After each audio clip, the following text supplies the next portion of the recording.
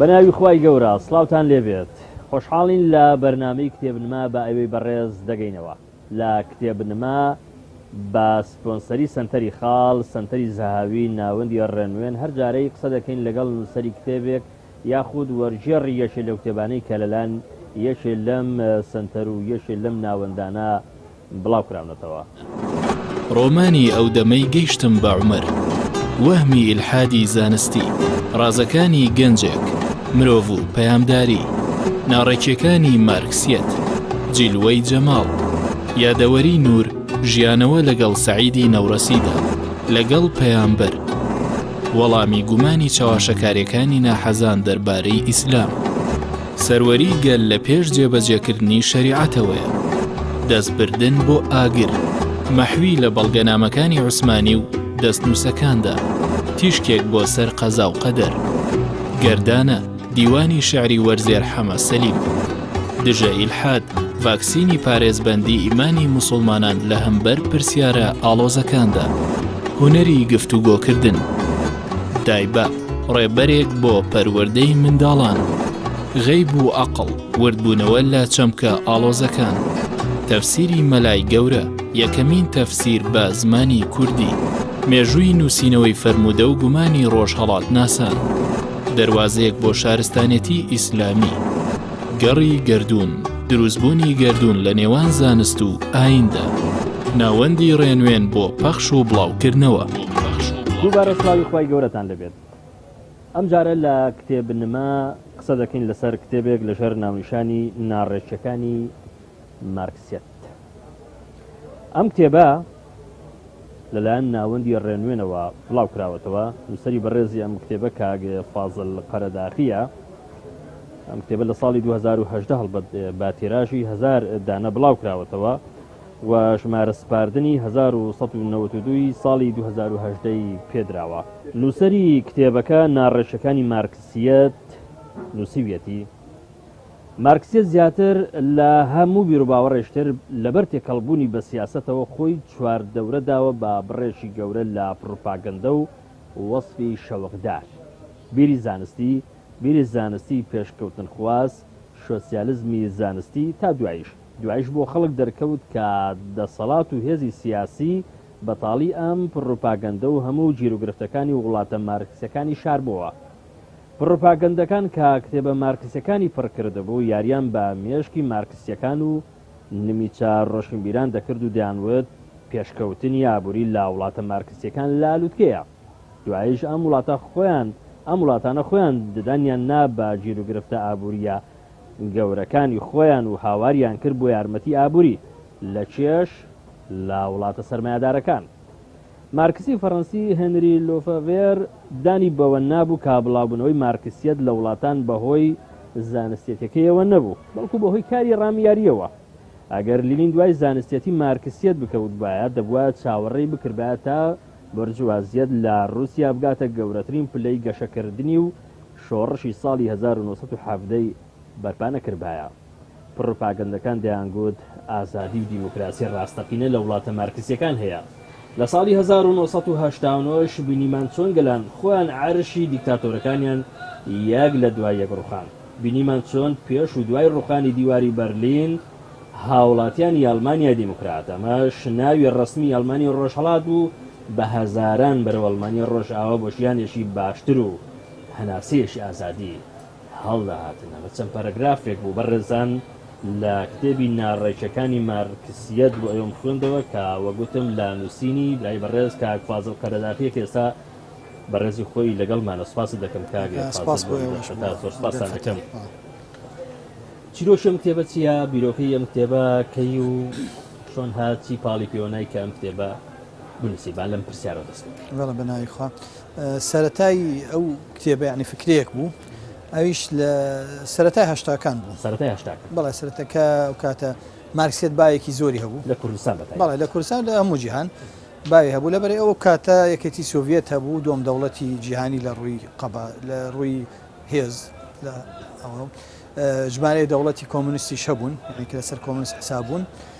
گەنجێکی زۆر هەبوون متحمس بوون شۆڕش هەبوو فکرەی شۆڕش هەبوو و فکرەی شۆڕشی زیاتر پەیوەست بوو بە فکری چەپ بە مارکسیت داینەمەی شۆڕش بۆ کات بەڵێ بە تایبەتی لەم ناوچانەیە لای خۆشمان بەڵێ بە هەمان شێوە لای خۆمان ئیتر ئەو بوو هەڵەیەکی مارکسیەکان با بڵێن ئەوەیە کە تەکیدێکیان لەسەر شتێک کردبوو کە خودی یعنی مارکس و ئەنگلیس خۆیان ئەو تەکیدیان لەسەر نەکردبوو مەسلەی دین دژایەتی دین ئەمە ڕەتفعلێکی دروست کردو لای ئەوانەی کە ئیتر ئەگەر دیندار بن یان ئەوەی بەلای دینەوە چن کە ڕەتفعلێک بێت کە هەن لایەنە باشەکانی بڵێن مارکسیت وەرنەگرن و تەنانەت ڕەخنەشی لێ بگرن ئەو کاتە من خۆ هەر چەنە یعنی بڵێن التزامێکی دینی وام نەبوو بڵێن یعنی وەکو کەسێکی ئیسلامی ئەوانە بەڵام یعنی ئەو لایەنم پێقبوڵ نەبوو و فکرەکە ئەوە بوو لە گەربی باش بیرم بێ 82 بووە بزانم یعنی فکرەیەکم لا دروست بوو کە یەکەم شارەزانم دەربارەی دوایی شتێکشی لەسەر بنووسم سەرەتای نووسینەکە ئازان 83 بوو دەسم کرد بەڵێ 84ش ماوەی وازم لێنا دوای کۆتایی هەشتاکان تاوام کرد ئەو کاتە هێشتا یەکێتی سۆڤێت ما بوو هێشتا مارکسیت ئەو شەڵقەی زۆرەی هەبوو ئەو کاتە بەڵام کاتێک کە چاپکرانەوە 6 یەکەم چابی خۆم کردم نسخەیەکی کەم دوای ئەو نووسینگەی تەفسیر پرسیاریشمە بەڕاستیانی تۆ لە 96 بەڵێ لە 82ەوە بیرۆکەی ئەم کتێبە نووسینی ئەم کتێبە لە لات گەڵاڵە دەبێت لە 83 دەست پێ دەکەی بەڵام ئەم کتێبە لە 96 چاپ دەبێت بۆ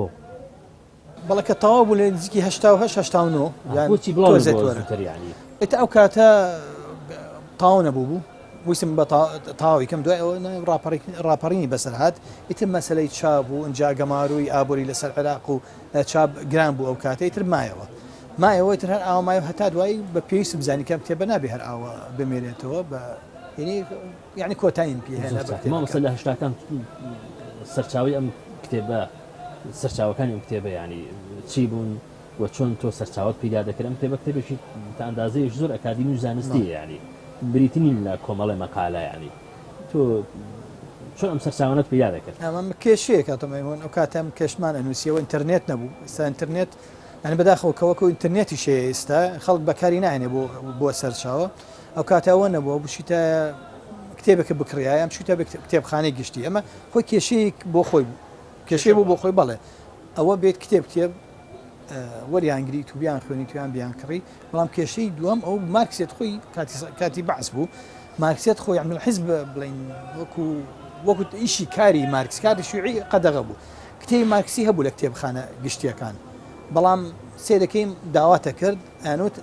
هاتوون و بڵێن ئەمنە ڕقابێ هاتوون لایەن بردووە جاری وا بۆ کتێبەکەت وەرە لە کاتیدا حزب بەعس خۆی حزبی سوسیالیستی بوو بەڵێ بەڵام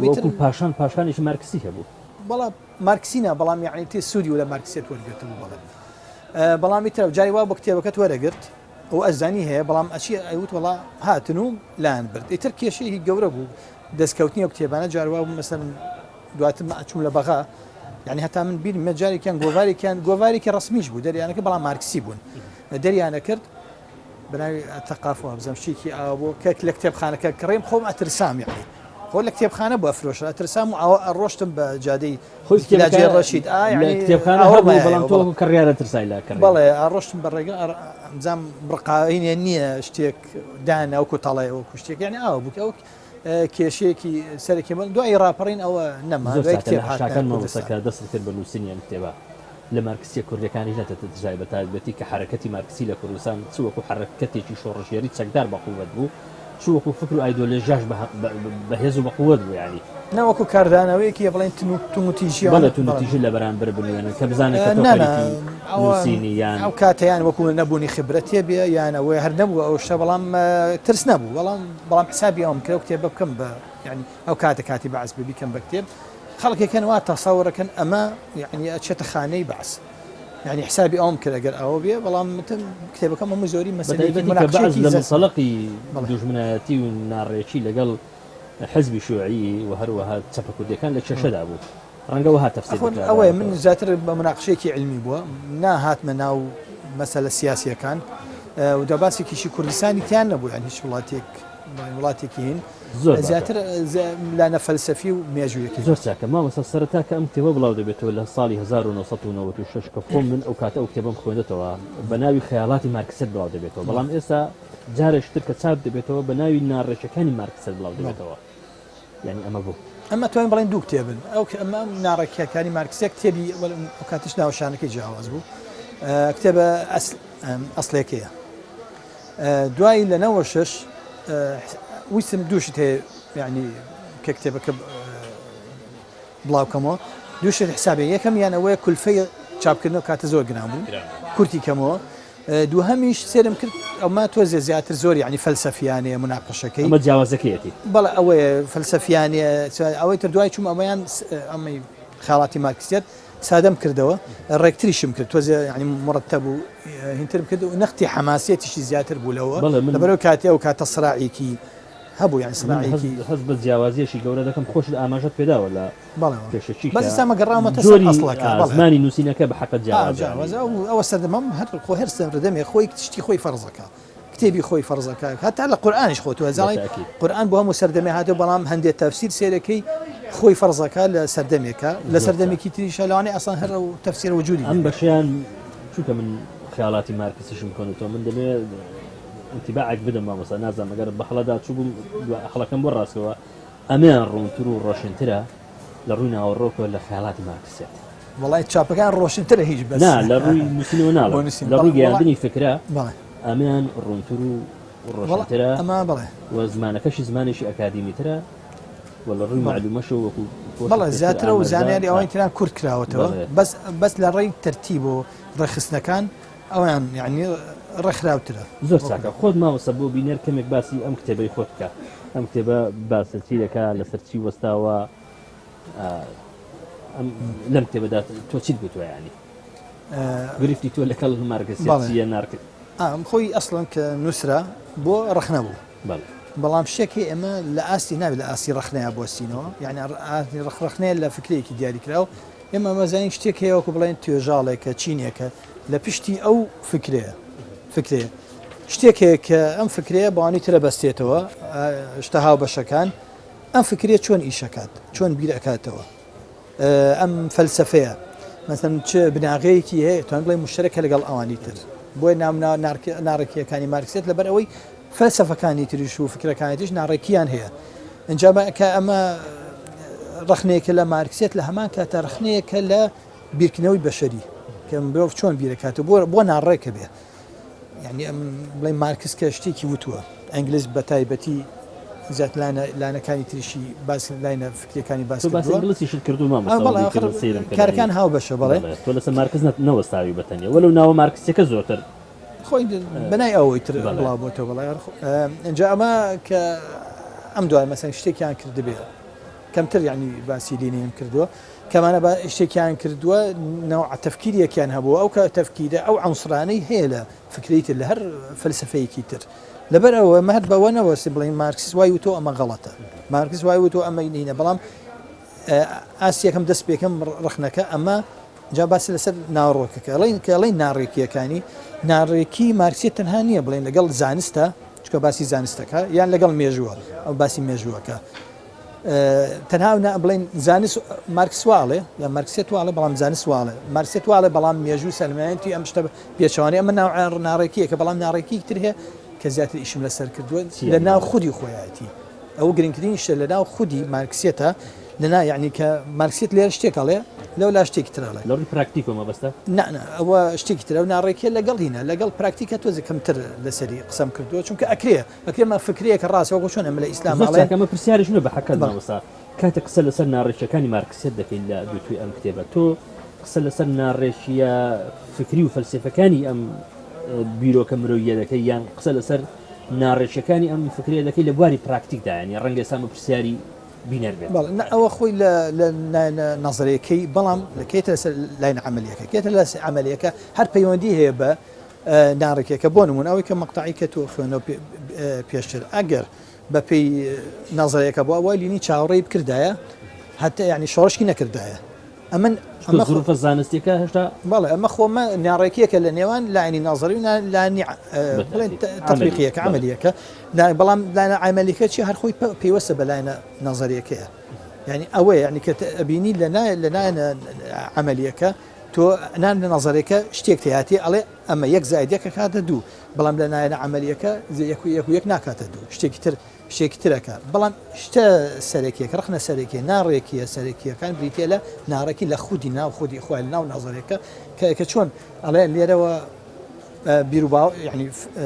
بڵم شتێک ئەڵێ مارکسیت لەولا شتێک ترە کێ لێکیانەی سەرکی ناڕێکە بۆ چکە بە پێی شتی دووەم تو بێ ئەنجامێکت دەستکەوێت کە مخالفی دەرەکەوێ مخالفی یعنی یەکسەد کردو لەسەر ئەو ناڕێشانی کە پەیوەندیان بە ئوسوس و ئەو بناغانە هەیە کە ئەم فکرە و ئەم فەلسەفەیان لەسەر دروست بەڵێ ئەوەیە کە چۆن لە شتێکە ناڕێکە بە شتێکی تر ئەوە شەگەڕێتەوە بۆ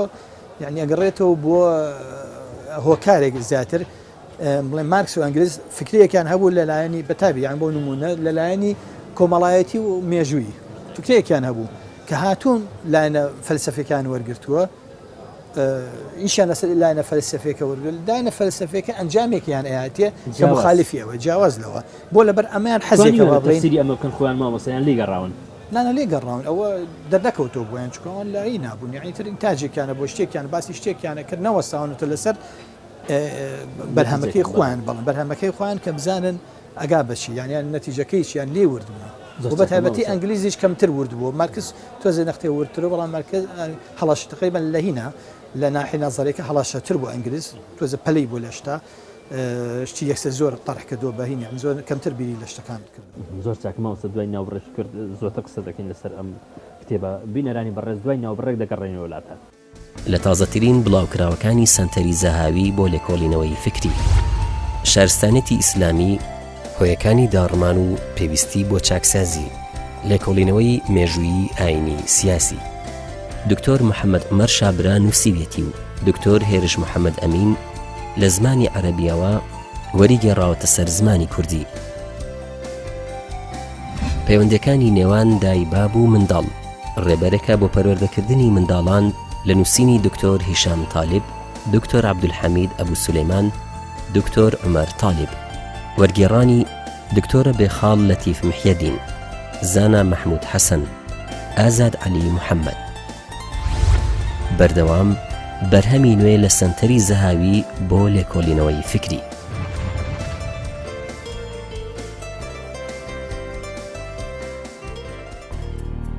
لە تازەترین بڵاوکراوەکانی ناوەندی ڕۆشنبیری و هزری خاڵ دیوانی شعری گەردانە پێکدێت لە کۆکراوەی شعرەکانی شاعری کورد وەرزێر حەمەسەلیم کۆمەڵکوژی کورد لە جەنگی ئێران عێراقدا پێکدێت لە توێژینەوەیەکی مێژووی سیاسی عادل سدیق عەلی نووسیوێتی فەرهەنگی قورئانی پیرۆز پێکدێت لە لێکدانەوەی وشە و دەستەواژەکانی قورئانی پیرۆز بە زمانی کوردی مستەفای سەیدمینە نووسیوێتی چاوەڕوانی بەرهەمی نوێ بن لە کتێبی خاڵ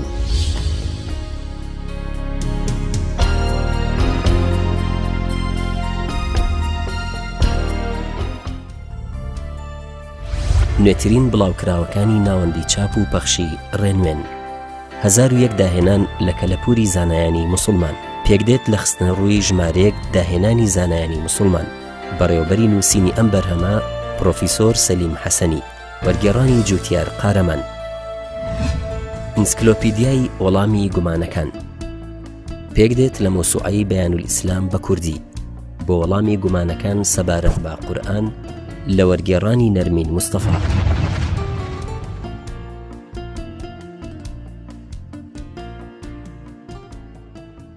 دووبارە سڵاوی خوای گەورەتان لێبێت لە کتێبنما وەکو لە سەرەتای بەرنامەشدا گوتم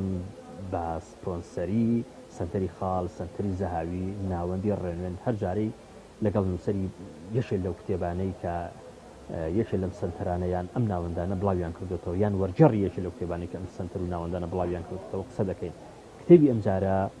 ناڕێژەکانی مارکسیەتە کە برای بەڕێز کاگێ فاسڵ قەرەداغی نووسیوێتی وەکو گوتیشم خۆشی لەگەڵ من ئامادەیە مامۆستا قسەمان دەکرد لەسەر ئەو ناڕێژیە جەوهەریانەی کە لەم کتێبەدا بەڕێزت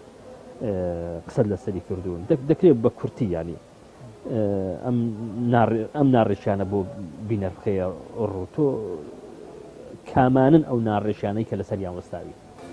بنمونیانی وڵات زۆر خۆ کتێبەکار لەسەر ئەوەیە بە زۆری تر ئەوەی بڵێ شەرحی مارکسیەت و ئەندێشتی تری لێلابێ بەشێکی زۆری ڕخنەیە و ناڕێکیە بەڵام ئەتوانین بڵێ نمونەیەک لەسەر بە نمونەیەکە کە ڕخنەیە لە مارکسیەت گیراوە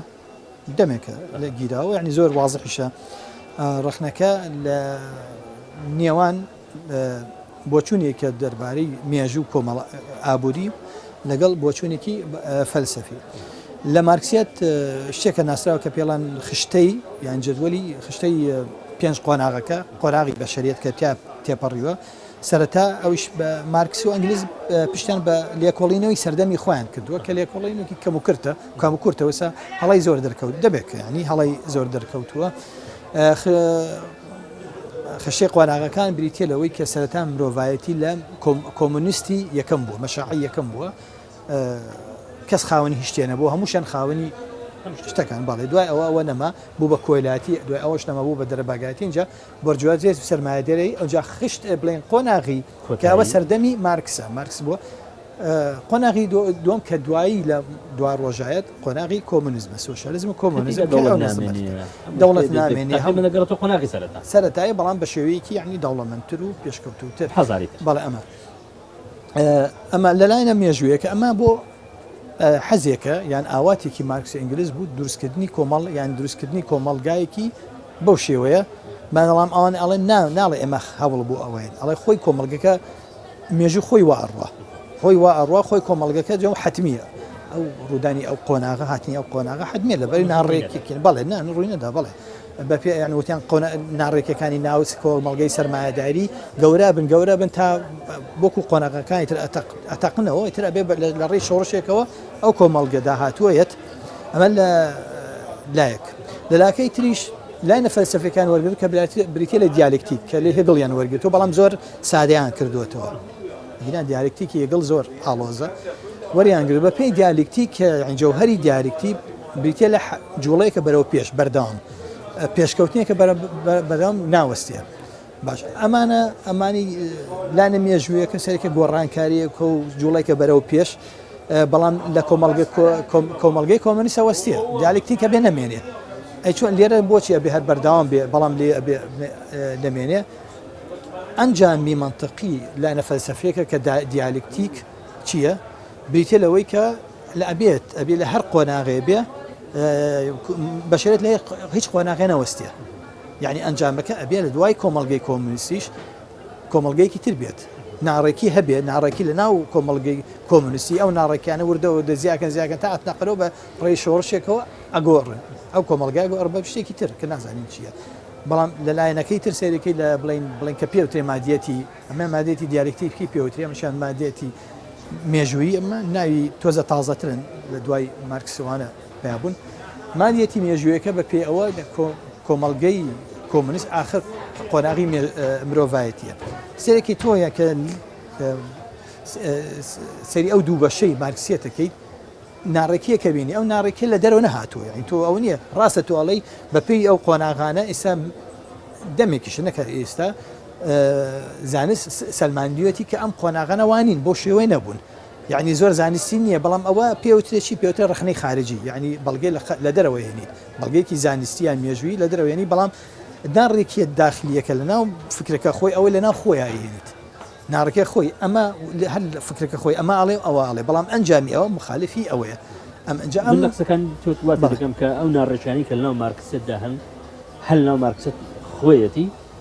و لە دەرەوە ئیسرات نەکراوە تاوەکو گرفت بۆ ئەوە هەیە بەڵام بڵێ ناڕێکی هەیە لە دەرەوە بەڵام بەشی ڕخنەی زۆر یعنی بڵین زۆر ئەساسی نەک لە مارکسیت لە فکرێکی دیکە ڕخنێکی داخلی بێ لەنا خودی خۆیە چون هەر لەوانەیە تۆ لە ڕخنەیە لە دەرەوە بێنیت لەوانێ واش نەبێ لەوانێ ئەڵێ زانستە ئەم بڕوای ئەوای وتوەست من شتێکی تر ئەڵێ بەڵام کە لەناو فکری خۆی هیچ شتێکی لێنیە لە دەرەوە بێنیت هەر لەناو خۆیەتی تۆ فکرێکە تاوا بووە کامل بووە بەشەکانی هێنی لێکیانەی سەرکێ چەندێر بەیەکەوە ڕێکن بەڵام پێسێکە دوای ڕێکنین هەوکو بڵێ پارچە کراون بەیەکە بۆ لەبەر ئەوەی مەبەستە لەلایەکەوە دیالکتیکیان بەدڵ بوو لەبەر ئەوەی فکرێکی تەتەوریە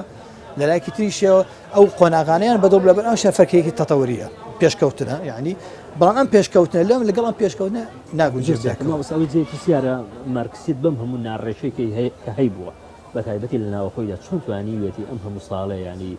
ئەم هەموو خەڵکە لە چینە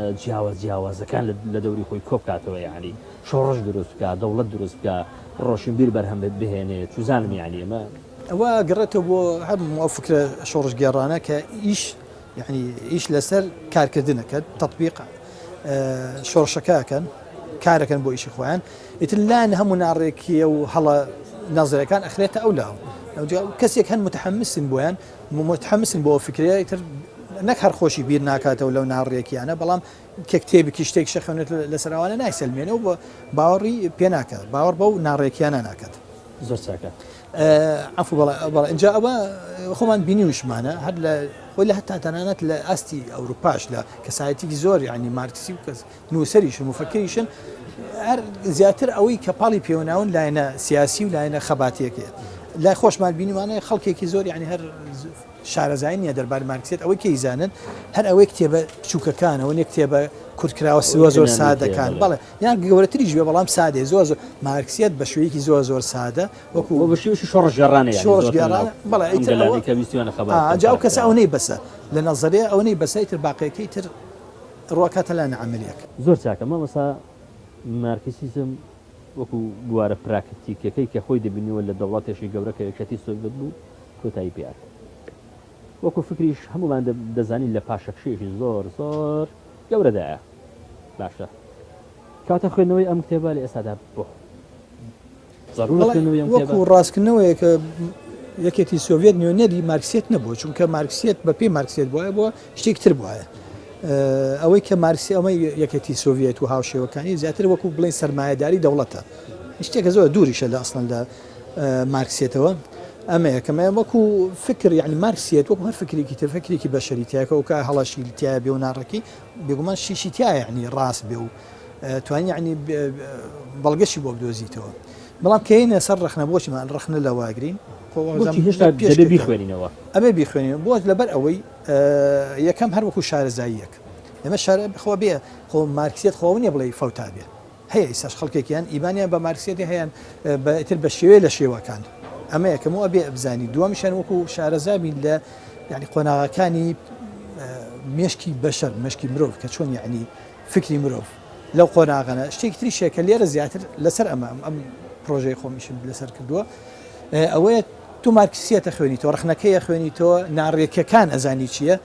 بۆ ئەوەی نمونەیە بێ بۆ هەر فکرێکی تر یعنی هەر کەسێک بێت بەس بە شەرتێ باحث بێت ئەمە بەوردی بخوێنێتەوە بزانە مەسەن ئیشەکەم منهەجەکەم چۆن بەکارهێناوە ئەتوان هەرەوە منهەجە بەکاربیێنێ بۆ فکرێکی تر یعنی منهەجەکە لە فکرەکە خۆی گرنگترە منهەجی بەڵام منهەجی ڕخنەکە خۆی لە ئەسڵی فکرەکە خۆی لەوانەیە سا من ڕخنە بگرم لە فکرێکی زۆر کۆن لەوانەیە بە هەموو کە کتێبێکی ئەوە نەبنووسم لەسەر فکرەیەک یان لەسەر دینیەکە بە هەر هەمووی 10,000 کەس یعنی باوەڕی پێوی نەبێ بەڵام کەی ئەوە گرنگە کاتێک کە من بزانم ئەو شتانین ئەو ناڕێکیانە ئەو هەڵانی کەتیایەتی چۆن بەکاری بێنم بۆ فکرەیەکی تر زۆر چاکە مامۆستا وەکو لەناو بەرنامەکەشدا ئاماژەمان پێیدا پێش ئەم کتێبە خەیاڵاتی مارکسیت بڵاو بۆتەوە ئەوەی خەیاڵاتی مارکسیەتی خوێنێتەوە پێویستەکان کتێبە خوێنێتەوە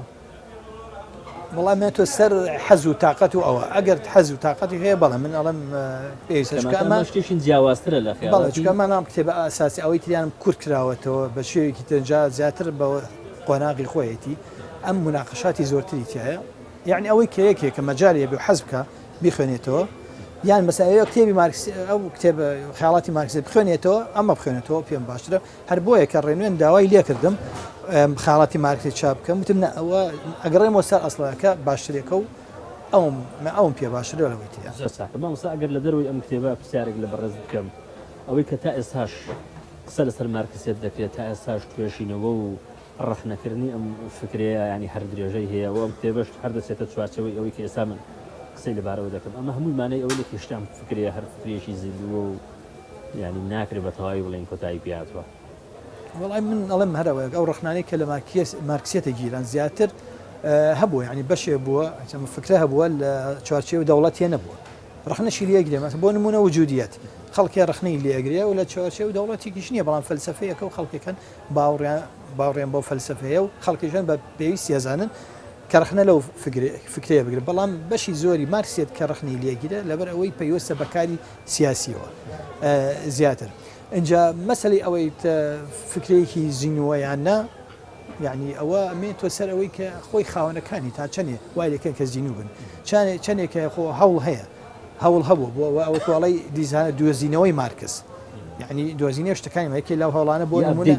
بڵێ بێکی لەو هەوڵانە ئەڵەن مارکسیس دوو قۆناغێبەوە مارکسی گەنج کە زیاتر ئێتیمانی بەشەر ئەیە مە مرۆڤ و مارکسی دواتر یعنی کامل با بڵین کە ئەو زیاتر دەوری مرۆڤی کەم کردەوە لە حسابی دەوڵەت مارکس یعنی باسی دەوڵەت ناکە نه مەقسەمە لە بوارە پراکتیکەکەی مەخۆمان بینیمان لە یەکەتی زۆفێت دەوڵەت لە چین دەوڵەت ناوە مارکس لی بێبەریە لەوە مەسەرەی ئەوەی کە دەوڵەت ئەیکات ئەو باوەڕی بە نەمانی دەوڵەت بووە بەڵام مارکس باوەڕی بە کۆمەڵگە بوو یعنی ئەڵێ لە کۆمەڵگە ژمارە یاسا هەیە یاسا هەن شتێک هەن حکم حرەکەتی هەیە لە کۆمەڵگە ئێمە جوڵێنێ ئێمە کەمتر مرۆڤ کەمتر توانای هەیە ئەو شتە بگە هەوڵەیە هەوڵی خۆی ئەیە یعنی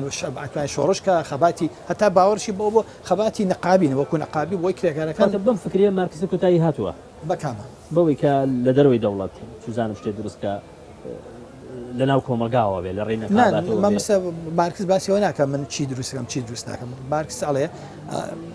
دوو فکری جیاواز هەبوو لە سەردەی نۆزدە فکری ئەڵێ فرد مهمە یعنی فردێ مەسەن قائیدێ پیا بێ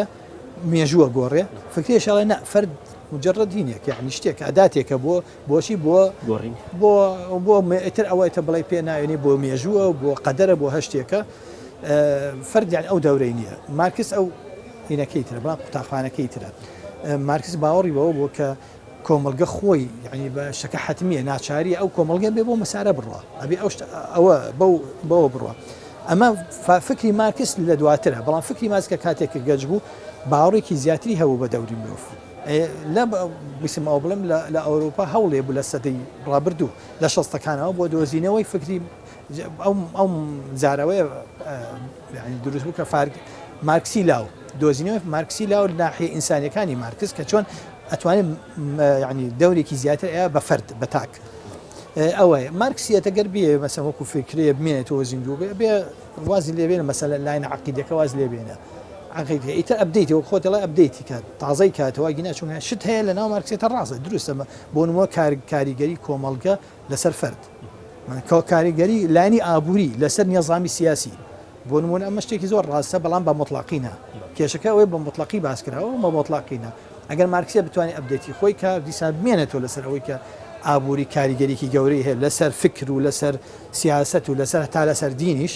بەڵام بە مطلقینێکە بەڵێ لە ئێستادا وڵاتی چین ئەمە ناکە بەتایبەتی کەوازی لە ئایدۆلۆژیا هێناوە لەبەر مەسلحەتی